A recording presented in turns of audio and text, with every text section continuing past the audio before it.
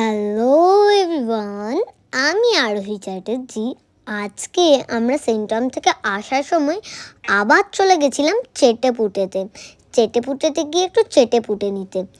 ওখানে গিয়েই আমরা অর্ডার করে নিয়েছিলাম এক চিকেন ডুমপ্লেক্স, যেটার বাইরেটা ছিল একদম কুরকুরে আর ভিতরটা ছিল চিকেন স্টাফিং দিয়ে ভরা। তার সাথে ছিল একটা লাল লাল চাটনি।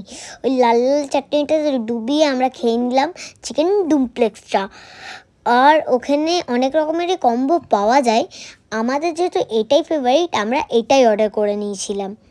এর সাথে মারা অর্ডার করে নিয়েছিল গরমা গরম চা।